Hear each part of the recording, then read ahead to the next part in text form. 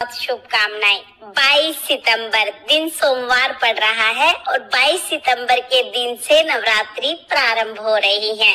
तो इस बार माता रानी हाथी पर सवार होके आ रही हैं, जो कि बहुत ज्यादा शुभ है।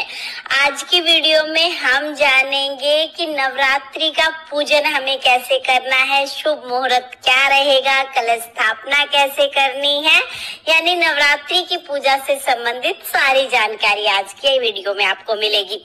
तो देखिए, 22 सितंबर के दिन सुबह आप थोड़ा जल्दी उठ जाएं। स्नान आदि करने के बाद जिस जगह पर भी पूजा करेंगे उस जगह को अच्छे से साफ कर लीजिएगा और स्नान करते समय आप हेयर वॉश कर लीजिएगा, क्योंकि हेयर वॉश करके ही हमें कलश की स्थापना करनी होती है।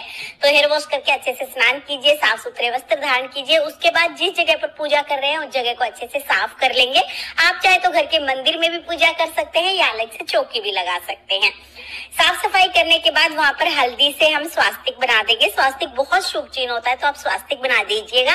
स्वास्तिक के ऊपर हम चौकी रखेंगे और चौकी पर लाल रंग का वस्त्र हम बिछा देंगे। अब इस पर थोड़े से चावल का आसन देकर माता रानी की फोटो या मूर्ति, जो भी स्वरूप आपके पास है, उन्हें विराजमान कर देंगे। नई फोटो मूर्ति लाने की जरूरत नहीं होती है, घर में जो आपके पास माता रानी की फोटो या मूर्ति है उन्हीं को आप विराजमान कर दीजिएगा। तो देखिए, शारदीय नवरात्रि में जवारे बोने का बहुत महत्व होता है। ये जवारे दशहरा पूजा में भी काम आते हैं।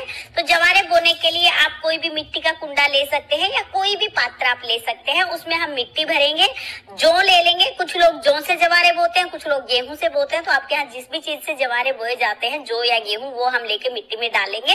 फिर हम थोड़ा सा इसको अलट पलट करेंगे, ज्यादा नहीं ढकना है, थोड़ा सा ही अलट पलट करना है। उसके बाद जो पात्र है उसको तिलक कर देंगे और फिर हम इस पे कलावा बांध के माता रानी की चौकी पर हम इस जवारे को रख देंगे। जवारे के जो पात्र है उनको माता रानी की चौकी पर रख देंगे। Experience next level nourishment. चौकी पर हम इस जवारे को रख देंगे। जवारे के जो पात्र है उनको माता रानी की चौकी पर रख देंगे। इसके बाद कलश की स्थापना करनी है। तो कलश की स्थापना करने के लिए मिट्टी, तांबे या पीतल का कोई भी कलश ले लीजिएगा। कलश पे हम मोली बांध लेंगे, स्वास्तिक बना लेंगे। कलश में पहले गंगा जल डाल लेंगे, उसके बाद हल्दी, सुपारी, सिक्का, लौंग, इलायची, ये 5 चीज हम जरूर डाल देंगे। फिर हम आम के पत्ते लगाएंगे। आम के पत्ते ना हो तो आप अशोका के पत्ते भी ले सकते हैं। पत्तों पर तिलक करके हम कलश में सजा देंगे। उसके बाद हमें नारियल लेना है, नारियल पर भी तिलक कर लेंगे। नारियल के ऊपर हमें लाल रंग का कपड़ा बांधना है, नया कपड़ा होना चाहिए। तो आप लाल रंग का कपड़ा ले सकते हैं या माता रानी की जो चुनरी आती है वैसी एक चुनरी लाके भी नारियल पर बांध सकते हैं। मोली की सहायता से इसको हम बांध लेंगे। फिर कलश के ऊपर ढक्कन रखेंगे, उसमें चावल भर लेंगे और नारियल के मुख को अपनी तरफ यानी साधक की तरफ मुख करते हुए इस नारियल को हम कलश के ऊपर रख देंगे। अब कलश को हम जवारे के ऊपर स्थापित करेंगे। आप चाहे तो जवारे के ऊपर स्थापित कर दीजिए या आप चाहे तो अष्टदल कमल बना के या थोड़े से चावल की ढेरी लगा के भी कलश की स्थापना कर सकते हैं। हम लोग जवारे के ऊपर रख देते हैं। इसके बाद देखिए, गणेश जी को हमने यहाँ पर विराजमान कर दिया है और हमारी चौकी की स्थापना हो गई है। पहले दिन हमें इतनी स्थापना करनी है। अब इसी चौकी पर रोजाना पूजा की जाएगी। तो अभी हमने चौकी लगा ली है। चौकी लगा के पूजा में सबसे पहले हम दीपक जलाएंगे। तो देसी घी का यहाँ पर हम दीपक जला लेंगे। आप अखंड दीपक जलाना चाहते हैं तो अखंड दीपक जला लीजिए, नॉर्मल दीपक जलाना चाहते हैं तो नॉर्मल दीपक जला लीजिए। उसके बाद हाथ जोड़ के हम संकल्प करेंगे, हे माता रानी, आज से मैं आपका व्रत पूजन कर रही हूँ या कर रहा हूँ। आप मेरी पूजा को स्वीकार करें और पूजा में रही कमियों के लिए मुझे क्षमा करें। इस तरह संकल्प करके फिर हम पूजा शुरू करेंगे। तो सबसे पहले जल के छींटे लगाकर भाव रूप में हम सभी को स्नान करा देंगे। स्नान कराने के बाद फिर हम वस्त्र के रूप में कलावा यानी मोली समर्पित कर देंगे। गणेश जी को आप, अगर आपके पास जनेऊ है तो जनेऊ भी जरूर समर्पित करें। जनेऊ नहीं है तो कोई बात नहीं, सिर्फ मोली समर्पित कर सकते हैं। माता रानी को भी हम मोली समर्पित करेंगे और फिर हम सभी को तिलक लगा देंगे। तो यहाँ पर आप रोली से तिलक जरूर लगाइएगा, क्योंकि नवरात्रि में लाल रंग का बहुत महत्व है। तो माता रानी को, गणेश जी को, कलश को, दिए को, सभी को तिलक लगा के तिलक के ऊपर हम चावल समर्पित कर देंगे। फिर हम फूल समर्पित करेंगे। तो देखिए, नवरात्रि में फूल आपको बहुत आसानी से मिल जाएंगे। जो भी फूल आपको मिल जाए वो फूल आप समर्पित कर दीजिएगा। फूल समर्पित करने के बाद माता रानी को लाल रंग की चुनरी आप जरूर उठाइएगा। नई चुनरी लेके आइए माता रानी के लिए और चुनरी आप जरूर उठा दीजिएगा। उसके बाद भोग समर्पित करेंगे। तो भोग में स्थापना के दिन हो सके तो आप पान जरूर समर्पित कीजिएगा। मीठा पान मिल जाए, मीठा पान समर्पित कर दीजिए। मीठा ना मिले तो पान के पत्ते पर सुपारी, पतासा, लौंग, इलायची, ये चीजें रख के फिर आप समर्पित कर दीजिएगा।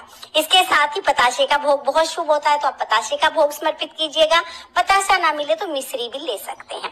साथ में या पंचमेवे का भोग समर्पित कर सकते हैं। आप चाहें आप किसी भी ऋतु फल का भोग समर्पित कर सकते हैं। तो जो भी भोग अवेलेबल हो वो भोग आप समर्पित कर दीजिएगा। स्थापना के दिन हो सके तो पान आप जरूर समर्पित कीजिएगा। स्थापना के दिन पान ना मिले तो बीच में किसी भी दिन पान समर्पित कर सकते हैं। फिर 1 लोटा जल समर्पित करके भोग ग्रहण करने के लिए माता रानी से निवेदन करेंगे। इसके बाद हमें माता रानी को श्रृंगार का सामान समर्पित करना है। तो देखिए, श्रृंगार का सामान आप पूरी 9 नवरात्रि में किसी भी दिन समर्पित कर सकते हैं। एक ही बार श्रृंगार का सामान समर्पित किया जाता है। तो यहाँ पर मैंने पहले दिन ही श्रृंगार का सामान समर्पित कर दिया है। अब 9 दिन तक श्रृंगार का सामान चौकी पर ही रहेगा। दक्षिणा भी एक ही बार समर्पित की जाती है। आप किसी दिन भी दक्षिणा समर्पित कर सकते हैं। तो यहाँ पर मैंने दक्षिणा समर्पित कर दी है। ये सब चीजें समर्पित करने के बाद अगर आप कोई पाठ करना चाहते हैं तो इस समय पर पाठ कर सकते हैं। आप दुर्गा सप्तशती का पाठ कर सकते हैं, दुर्गा चालीसा पढ़ सकते हैं, नवरात्रि की व्रत कथा आप पढ़ सकते हैं। तो जो भी पाठ वगैरह आप करना चाहते हैं इस समय पर कर लीजिएगा। उसके बाद फिर हम हवन करेंगे। तो हवन के लिए गाय के गोबर से बने हुए उपले को जलाकर उस पर छोटा सा हवन किया जाता है। यानी हवन क्या, बस ये है कि जो भोग है वो अग्नि में समर्पित किया जाता है। शास्त्रों के अनुसार जब हम भोग अग्नि में समर्पित करते हैं तो वो भोग सीधा देवताओं को मिलता है। इसलिए गाय के गोबर से बने हुए उपले को हम जला लेंगे। इसमें हम थोड़ा कपूर डाल देंगे ताकि अग्नि अच्छे से प्रज्वलित हो जाए। उसके बाद लौंग का जोड़ा चढ़ाएंगे। 2 लौंग एक साथ हमें चढ़ानी है। तो यहाँ पर देखिए, 1 लौंग का जोड़ा हम यहाँ पर चढ़ा देंगे। इसके बाद फिर हम दूसरा लौंग का जोड़ा चढ़ाएंगे। तो 2 लौंग के जोड़े हमें चढ़ाने हैं। फिर जो आपने भोग चढ़ाया है, जो आपने मेवे चढ़ाए हैं पंचमेवे, उनमें से हम एक पंचमेवा चढ़ा देंगे, पताशा हम चढ़ा देंगे। तो जो भोग चढ़ाया है वो हम अग्नि में समर्पित कर देंगे। इसके साथ ही जो पान हम चढ़ाते हैं ये भी हम अग्नि में समर्पित कर देते हैं।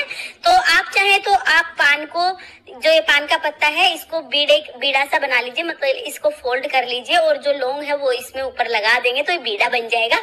इसको भी आप हवन में समर्पित कर दीजिएगा। अगर आप पान हवन में समर्पित नहीं करना चाहते हैं, बहुत लोग कहते हैं कि पान नहीं करना है समर्पित, तो पान का छोटा सा टुकड़ा आप भोग में समर्पित कर दीजिए। बाकी पान को प्रसाद के रूप में ग्रहण कर सकते हैं। बाकी छोटा सा टुकड़ा तो आप जरूर समर्पित कीजिएगा। हमने यहाँ पर पान अग्नि में ही समर्पित कर दिया है। उसके बाद थोड़ा कपूर डाल देंगे ताकि अग्नि अच्छे से प्रज्वलित हो जाए। फिर अपने सीधे हाथ में थोड़ा जल लेकर हवन के ऊपर से 2 बार वार के हाथ जोड़ लेंगे। तो इस तरह से हमारा जो छोटा सा हवन है वो पूर्ण हो जाएगा। फिर धूप दीप दिखाकर बहुत ही प्रेम पूर्वक हम यहाँ पर आरती करेंगे। पहले गणेश जी की आरती करेंगे, उसके बाद हम माता रानी की आरती करेंगे। तो जो भी आरती आपको आती हो आप वो आरती कर